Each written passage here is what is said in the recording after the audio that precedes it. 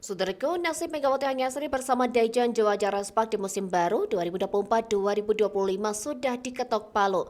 Pelatih Ko Hae-jin memutuskan untuk tetap memainkan Megatron julukan Mega sebagai oposit. Respak bersama Megawati menuai kemenangan 3-2 atas Hwasong IBK Altos pada laga pramusim KOFO Cup 2024 pada kemarin Senin 30 September.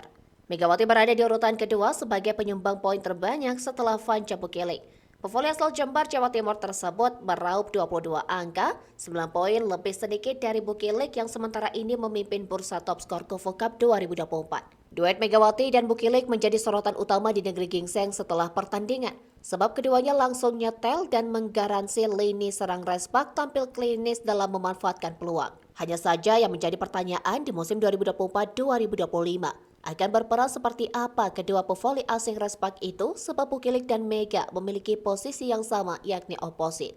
Pada pertandingan melawan IBK Altos pun ada di beberapa momen Megawati bermain sebagai oposit sedangkan Bukilik ditempatkan untuk sektor outside hitter.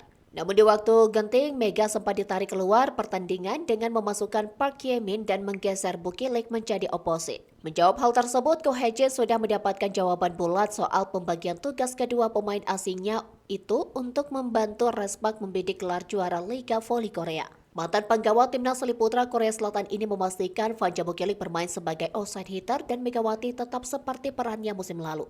Secara postur, Bukilik lebih tinggi dari Megawati, kecenderungannya akan sulit melakukan receive di penerimaan pertama. Namun Ko Hae-jin menegaskan bahwa keputusan menempatkan pevoli asal Serbia sebagai outside hitter bukan didasarkan kepada receive, melainkan presentase penyerangan. Bukilik musim lalu merupakan bagian dari Korea Expressway High Pass dan di sana beberapa kali dia dimainkan sebagai outside hitter sebelum akhirnya dipatenkan menjadi oposit. Megawati juga sejatinya pernah memiliki pengalaman bermain sebagai hitter, namun itu sudah cukup lama yakni tahun 2019.